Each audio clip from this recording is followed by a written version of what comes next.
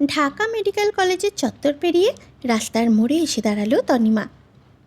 বিদ্যুৎ পিলারের সঙ্গে ঘেঁষাঘেঁষি করে দাঁড়িয়ে থাকা ছোট্ট ডাকঘরটি দেখে মুহূর্তে অসংখ্য স্মৃতিচরণ হলো মনে। পুরনো জংধরা জীর্ণ শীর্ণ লাল ডাকঘরটিকে ঘিরে কত অনুভূতির শব্দ আদান প্রদান হয়েছে চিঠির খামে, অথচ আজ সেই ডাকঘর শূন্য, পরিত্যক্ত। তনিমা হঠাৎ করেই চিঠিওয়ালার চিঠি পাওয়া বন্ধ হয়ে যায়। তারপরে আজ পর্যন্ত উত্তর আসেনি চিঠিওয়ালার। সে নিখোঁজ, নিরুদ্দেশ তার চিঠি। আজ 1 বছর পেরিয়ে গেছে। চিঠিওয়ালার চিঠি ডাকঘরের কড়া নাড়ে না। তনিমা প্রথম প্রতি সপ্তাহে আসত চিঠিওয়ালার চিঠি খুঁজতে ডাকঘরে। আজকাল সে মাসখানেক পর পর আসে, এই যেমন এখন আসলো। অসময়ে কড়া রোদটা মাথার উপরে, শীতের আমেজ ধরনীর উপর, গায়ে সাদা অ্যাপ্রন, কাঁধে কলেজ ব্যাগ, বাম হাতের ভাঁজে কালো চাদরটা, ডান হাতে ডাকবাক্সের মুখে হাত ঠুকিয়ে একটা চিঠি বেরিয়ে আসলো। এই চিঠিটা তনিমারই। বিগত 6 মাস যাবৎ তনিমার এই চিঠি অযত্নে অবহেলায় পড়ে রয়েছে এখানে। কেউ নিতে আসে না তনিমার এই চিঠি, আর না তনিমার চিঠি পৌঁছায় চাবিওয়ালার অবধি। তনিমা জানে না ওর চিঠিওয়ালা কোথায় আছে, হঠাৎ করেই বা কেন সে গায়েব হয়ে গেল। তবে তনিমা মাঝে মধ্যে এসে ডাকঘরে হাজিরা দিয়ে যায়, চিঠিওয়ালার ফিরতি চিঠি এসেছে কিনা দেখতে। হাতের মুঠোয় নিজের অবহেলিত চিঠিটা চেপে চোখে জল ফেলল। কাউকে না দেখে ভালোবাসার হাহাকার যন্ত্রণা তনিমার রন্ধ্রে রন্ধ্রে বিষাক্ত বিষের ন্যায় বই যাচ্ছে। এই বিষাদ তনিমা কাকে শোনাবেন? মানুষ ভালোবাসে একে অপরকে দেখে, অথচ তনিমা এক অজানা ব্যক্তির প্রেমে পড়েছে, যাকে কলমের কালিতে অনুভব করে স্বপ্ন সাজিয়েছিল কল্পনায়। তনিমার অনুভবের পুরুষ কল্পনায় রয়ে গেল। তনিমা কি বাস্তব কখনো তাকে দেখার স্বাদ পূরণ হবে না? তনিমার হাতে থাকা চিঠিটা যেখানকার সেখানেই রাখল। সঙ্গে করে আনা আরও একটা চিঠি রাখল। দুটো চিঠিতেই তনিমার মনের কথা লেখা। জানে না চিঠিগুলো কখনো অজানা চিঠিওয়ালার নিকট পৌঁছাবে কিনা।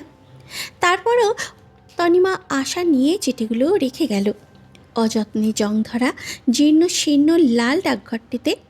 হাতের টিস্যু দিয়ে পরিষ্কার করল। ডাকবাক্সের অবস্থা বাজে। ইন্টারনেটের যুগে এসে কেউ এখনও ডাকঘর নামক ডাকবাক্সটিকে বাঁচিয়ে রেখেছে, তাও ঢাকা শহরের মতো ঘন বসতি এলাকায়। বিষয়টি সত্যিই আশ্চর্যজনক। তনিমা যেদিন মাহিকে নিয়ে বাড়ি ফেরার সময় প্রথমেই ডাকঘরটির সন্ধান পেল, তখনই ভেবে নিয়েছিল সোহাগের সাথে সে এই ডাকঘরের মাধ্যমে চিঠিতে প্রেম করবে। তনিমার ইচ্ছা তো আল্লাহ পূরণ করলেন, কিন্তু মানুষ বদলে গেল। সোহাগের জায়গা নিল অন্য কেউ। তনিমা অনুভূতি বাঁচিয়ে রাখতে সে চায় এই ডাকঘরটি আমৃত্যু এইভাবে থাকুক। যদিও সেটি সম্ভব নয়, তারপরও তনিমার এটা অদম্য চাওয়া। হাতের চিঠিগুলো ডাকবাক্সে রেখে তনিমা রাস্তার ফুটপাত ধরে হাঁটল। আজ মাহি আসেনি, সে একা। তনিমার মাথার সোনালি চুলগুলো রোদের আলোয় চকচক করছে পিঠে। সে হাঁটতে হাঁটতে হাতের রাবার ব্যান্ড দিয়ে পিঠের চুলগুলো বাঁধল। ফর্সা চামড়ায় বাম গালের তিলটা চোখে পড়ার মতো। চোখ দুটো বড় না হলেও চোখের মণিটা বাদামি রঙের, যা আলাদা সৌন্দর্য বাড়ায়। আবার রোদের আলোয় দেখলে মনে হবে চোখ দুটো যেন জ্বলছে। অন্যমনস্ক তনিমা হঠাৎ রাস্তায় কারো সাথে বাহুতে ধাক্কা লাগতে সংবিত ফিরে পেয়ে তাকাতেই লজ্জায় থতমত খেয়ে সালাম দিয়ে বলল, আসসালামু আলাইকুম স্যার। সরি স্যার, আমি দেখিনি আপনাকে। রাদিল ফুটপাত ঘেঁষে দাঁড়িয়ে কথা বলছিল ফোনে। হঠাৎ পিঠে ধাক্কা লাগায় পাশে থাকাতে তনিমা থতমত খেয়ে সালাম দিল। রাদিল ফোনের ওপাশের মানুষটাকে বলল, আপনাকে আমি পরে ফোন দিচ্ছি। রাদিল ফোনটা পকেটে পুরল। হাতের ঘড়িটা এক পলক সময় দেখে নিয়ে সালামের উত্তর দিয়ে তনিমার উদ্দেশ্যে বলল, আপনি এই সময় ক্লাস না করে কোথায় যাচ্ছেন মিস তনিমা? রাদিল তনিমার কলেজে নতুন জয়েন করেছে, সবে 6 মাস হলো। ল্যাবে তনিমাদের প্র্যাকটিক্যাল ক্লাস নেয় একটা সে।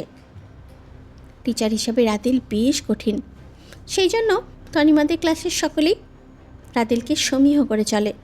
তনিমা উত্তর দিয়ে বলল, স্যার মাথা ব্যথা করছিল, সেই জন্য চলে এসেছি।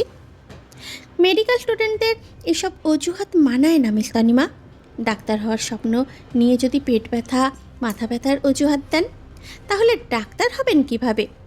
রাদিলের কঠিন স্বর, তীক্ষ্ণ দৃষ্টি। তনিমা হাসফাস করল মিথ্যেটা বলে। রাদিল যে চট করে ওর মিথ্যে ধরে ফেলেছে সেটা বুঝে তনিমা দ্বিধায় বলল, ক্লাসে অস্বস্তি লাগছিল স্যার, সেই জন্য চলে এসেছি। তনিমা চোখ উঁচিয়ে তাকাতে ওর ভেজা চোখ রাদিলের তীক্ষ্ণ দৃষ্টিতে পড়ল। রাদিল তনিমার পিছনে তাকালো, কেউ তনিমাকে উত্ত্যক্ত করছে কিনা সেটাও পরখ করল। কিন্তু রাদিল একজন স্যার হয়ে সরাসরি ছাত্রীর কাদার কারণটা প্রশ্ন করলে অভদ্রতা দেখাবে বলে রাদিল ঘুরিয়ে বলল, are you okay miss Tanima? জি স্যার। Are you sure? জি স্যার। তাহলে যান।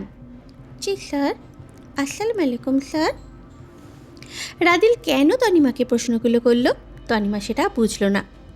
তনিমা রাদিলকে পেরিয়ে রিক্সা ডেকে তাতে উঠে বসতে স্বস্তির হাঁপ ছাড়ল।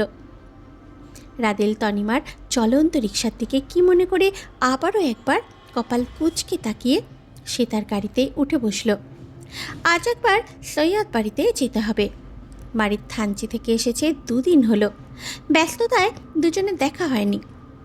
ওই বাড়ি থেকেও বেশ ফোন এসেছে, আজ না গেলেই নয়। সময় 12:23। অসময়ে রাদিল পৌঁছালো সৈয়দ বাড়িতে। আজ রাতে তার নাইট ডিউটি নেই। সপ্তাহে 2টো রাত, শুক্রবার শনিবার। সে ছুটি নেয় ঘুমানোর জন্য। আজ শুক্রবার রাত। এই রাতে সে হসপিটাল থেকে সৈয়দ বাড়িতে এসেছে। আজ রাতটা এখানেই থাকবে। কাজের মেয়ে রোজিনা দরজা খুলে দিতে রাদিল ভিতরে প্রবেশ করল। রাত বেশ হওয়ায় বাড়ির বাচ্চারা যার যার ঘরে ঘুমিয়ে। বসার ঘরটাও খালি, শুধু সালমা সৈয়দ সঙ্গে ছোট যা মুনিয়া সৈয়দকে দেখা গেল রান্নাঘরে টুকটাক কাজ করতে। সৈয়দ বাড়ির পুরুষেরা বংশগত ব্যবসায়ী হওয়ায় তাদের রাতের ফেরার সময় ঠিক থাকে না। সৈয়দ মাহবুব আলম ও তার ছোট ভাই সৈয়দ মকবুল আলম এখনও বাড়ির বাইরে। বাড়িতে মেজো চাচা পুলিশ কমিশনার হওয়ায় তিনি রাত 10টা নাগাদ বাড়ি ফেরেন। স্বামী ঘরে ফেরায় ওনার স্ত্রী ফতিমা সৈয়দ এখন ঘরেই আছেন। রাদিলকে দেখে রান্নাঘর হতে বেরিয়ে এলেন সালমা সৈয়দ। তিনি অসন্তুষ্টিতে বললেন, তোর না 10টায় আসার কথা ছিল রাদিল, এত দেরি করলি কেন আসতে? রাদিল এগিয়ে এসে সালমা সৈয়দের পা ছুঁয়ে সালাম করে বলল, হসপিটালে একটু কাজ ছিল, তাই আসতে দেরি হয়েছে মামি। মুনিয়াও রান্নাঘর থেকে বেরিয়ে আসলো। রাদিলের কথায় সেও একটা প্রশ্ন করে বলল, তোমার না ছুটি, তাহলে হসপিটালের কিসের কাজ রাদিল? সালমান সৈয়দ সকালের সকলের চেয়ে বয়োজ্যেষ্ঠ বিধায় রাদিল সবসময় ওনাকে পায়ে হাত দিয়ে সালাম করার চেষ্টা করে। ফতেমা কিংবা মুনিয়া অন্য কাউকে রাদিলের তেমন পায়ে হাত দিয়ে সালাম করা হয় না। রাদিল এই বাড়ির 2টো মানুষকে বেশ মান্য করে পায়ে হাত দিয়ে সালাম করে, বয়স্ক সৈয়দ শাহ আর সালমা সৈয়দ। বাকিদের সে মুখে সালাম দিয়ে থাকে স্বাভাবিকভাবে। রাদিল মুনিয়াকে সালাম দিয়ে বলল, এমার্জেন্সি হওয়ায় যেতে হয়েছিল ছোট মামি। তোদের কাণ্ডজ্ঞান বুঝি না বাপ, কাজ কাজ করে এই বয়সেই তোদের জীবন শেষ করে দিচ্ছিস এক একজন। বিয়ে শাদিও করতে চাস না তোরা? তোরা এত টাকা পয়সার পিছনে পাগল কেন তাও বুঝি না। তোদের বংশের যা আছে শুধু তোরা না, তোদের ছেলে মেয়ের 3 সিঁড়ি পর্যন্ত বসে খেতে পারবে, তারপরেও দিন নেই রাত নেই তোরা কাজের পিছনে পড়ে থাকিস। সালমা বেগমের অভিযোগ ছিল মারিদ আর ওনার স্বামীকে নিয়ে। সৈয়দ বংশের ছেলেরা বংশগত ব্যবসায়ী হওয়ায় তাদের ব্যবসা বাণিজ্য ছিল দেশ বিদেশে, যার জন্য এই বাড়ির ছেলেদের ঘরে পাওয়া যায় না। এই যেমন মারিদ মাসের এই মাথা ওই মাথা করে এদেশ ওদেশ ঘুরে বেড়ায়, তার নাগাল পাওয়া মুশকিল। সেই জন্য সালমা সৈয়দ চেয়েছিলেন মারিদের বিয়ে করাতে। মারিদ রাজি না হয় রাদিল রিফাতকে জোর করেছিল, কিন্তু ওদের 3 জনের একই কথা, পরে বিয়ে করব।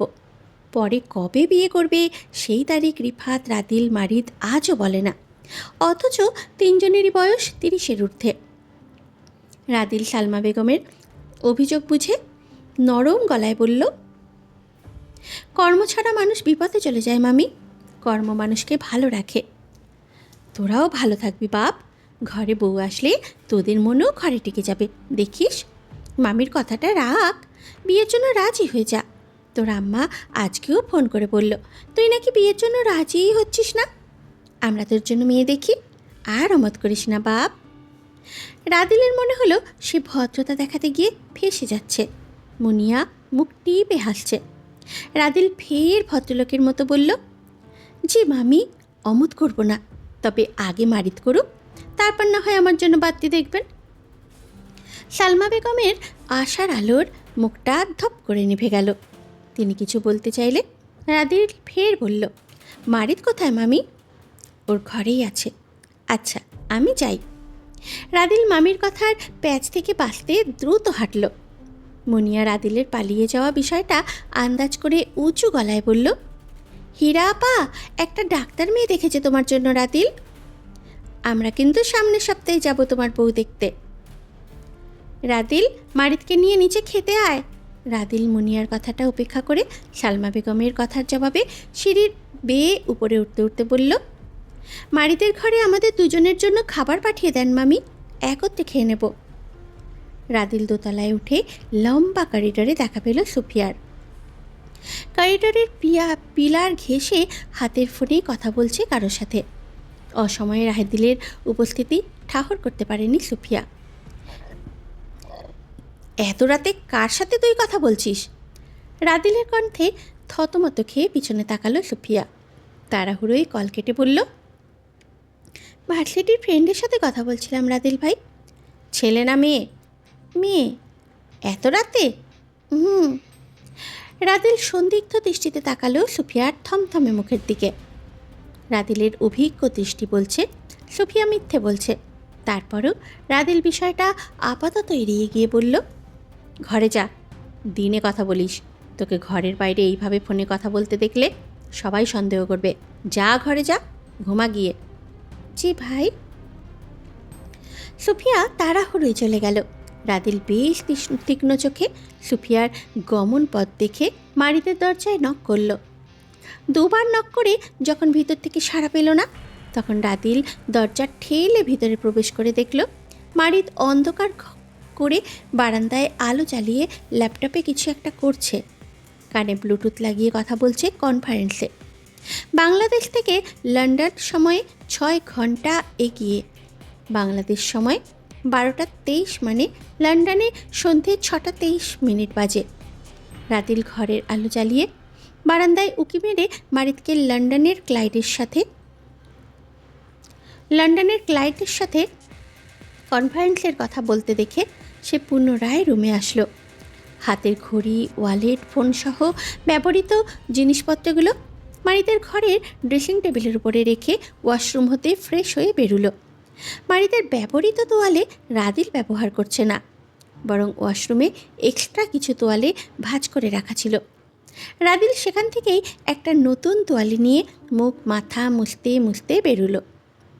মারিত তখনও বারান্দায় থাকায় রাদিল সোফার টেবিলের উপর থেকে টিভির রিমোট নিয়ে টিভি অন করলো। টিভির ভলিউম কমিয়ে এসির রিমোট নিল হাতে। শরীরে ঠান্ডা লাগছে বেশ, সেই জন্য এসির পাওয়ার কমিয়ে দুটো রিমোট পাশাপাশি রাখল। টিভিতে সময় চ্যানেল চলছে। নিউজ দেখাচ্ছে কুষ্টিয়ার এক ব্যক্তির দুটো সন্তান 1 সপ্তাহ নিখোঁজ থাকার পর আজ দুপুরে ওই ব্যক্তির সন্তান দুটোর মরদেহ পাওয়া যায় তাদের এলাকার পুকুরে। একটা 11 বছরের ছেলে, অন্যটা 5 বছরের মেয়ে। দুটো বাচ্চার শরীর পচে যাওয়ায় চেহারা চেনা যাচ্ছিল না। সেই ব্যক্তির পরিবার চিনতে পারছিল না তাদের। সবচেয়ে ভয়াবহ যে বিষয়টা হচ্ছে, বাচ্চা দুটোর শরীরে তাদের চোখ, কিডনি, মানুষের শরীরের বিশেষ অঙ্গগুলো ছিল না।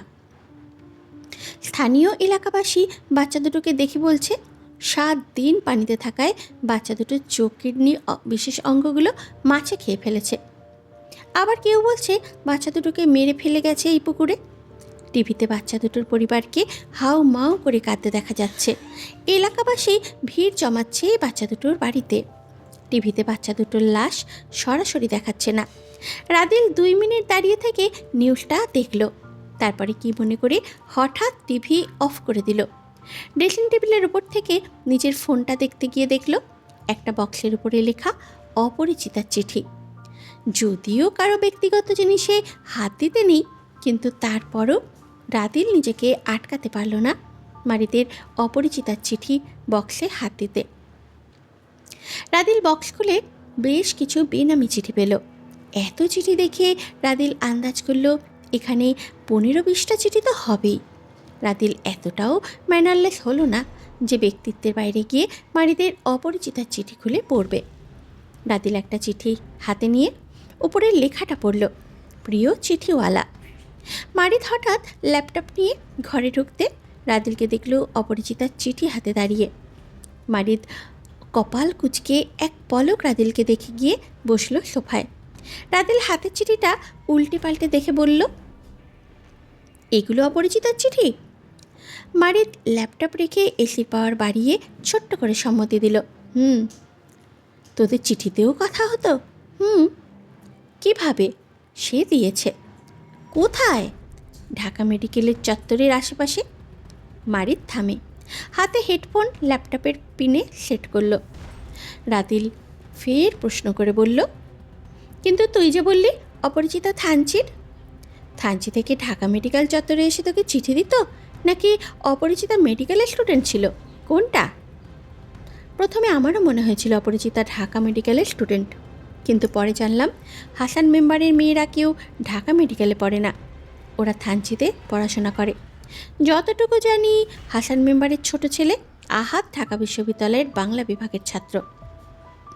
তাহলে কি ভাইকে দিয়ে চিঠি দেওয়া তো অপরিচিতা, না চিঠিগুলো সে রেখে যেত? তুই জানলি কিভাবে? চিঠিতে বেশ কয়েকবার উল্লেখ করেছিল সেটা। রাদিল কপাল কুঁচকে কিছু একটা ভেবে বলল, বিষয়টা তোর কাছে ঘোলাটে লাগছে না মারিদ? ঢাকা থেকে এত দূরে থানচির একটা মেয়ে তোকে সপ্তাহে সপ্তাহে চিঠি দেওয়ার জন্য ঢাকা চলে আসতো, এটা সম্ভব? মারিদ রাদিলের দিকে তাকিয়ে যুক্তি দেখিয়ে বলল, হতে পারে অপরিচিতা তখন ঢাকায় থাকতো, কিন্তু তুই তো অপরিচিতার লাস্ট লোকেশন যশোরে পেয়েছিলি, তাহলে? মারিদ চুপ, আর উত্তর দিতে পারল না। শুধু রাদিল নয়, মারিদের মনেও এমন অসংখ্য প্রশ্ন আছে অপরিচিতাকে ঘিরে। মারিদ কাজে মনোযোগ দিতে চাইল। হাতের ব্লুটুথ রেখে কানে হেডফোন লাগাতে চাইলে তখনই রাদিল বলল, এমনও তো হতে পারে মারিদ, ফোনে আর চিঠির ব্যক্তি দুটো আলাদা।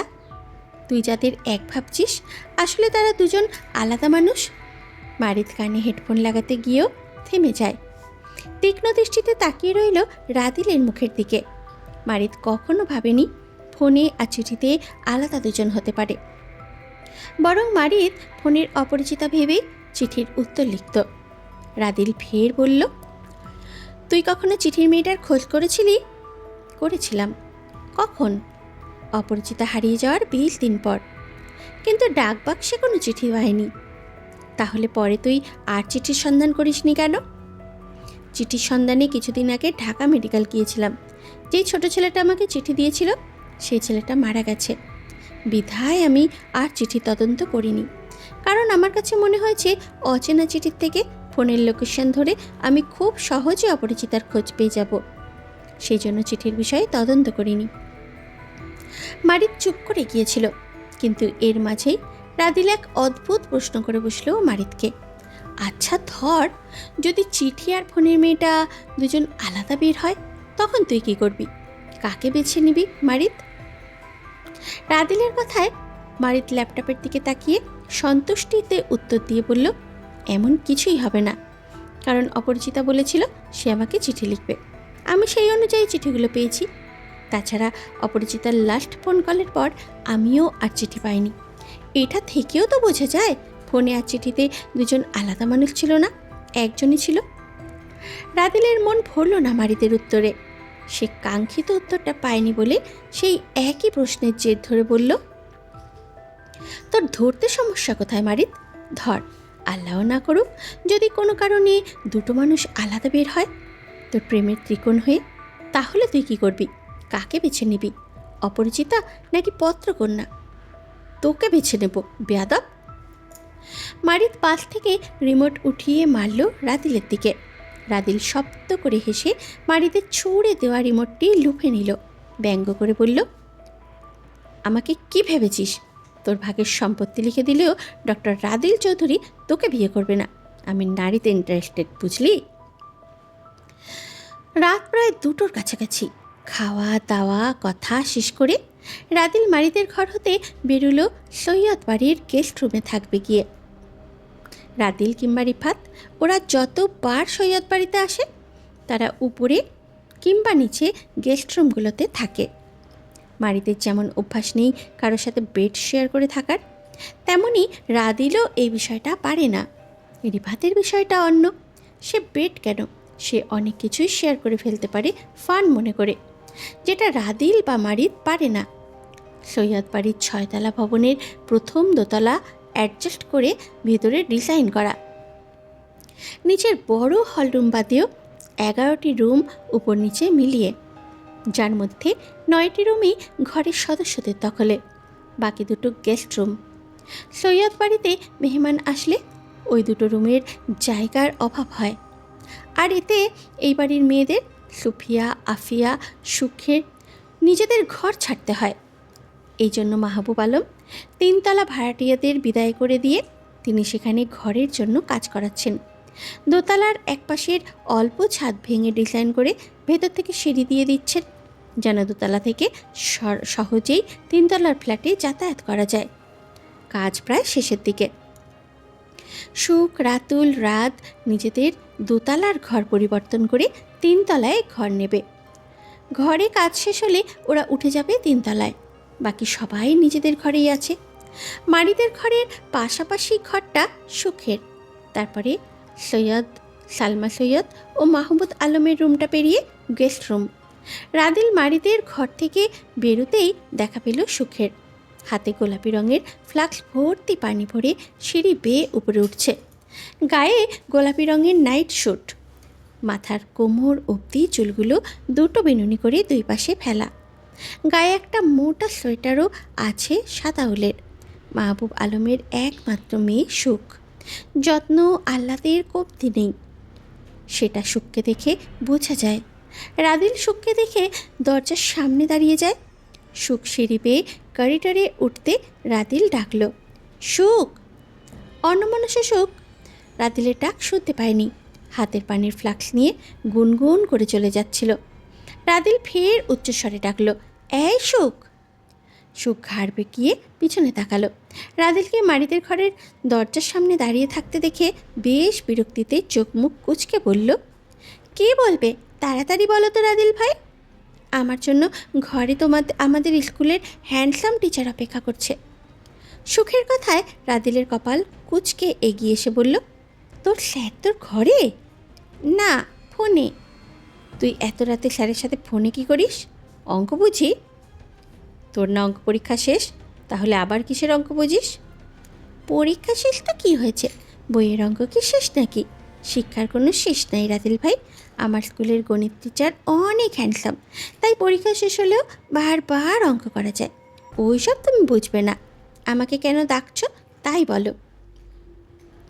রাদিল কপাল কুঁচকে তীক্ষ্ণ দৃষ্টিতে সুখের দিকে তাকালো। সুখের দুষ্টুমি সম্পর্কে রাদিল অবগত, কিন্তু কখন দুষ্টুমি করে কখন সত্য বলে বোঝাই দেয়।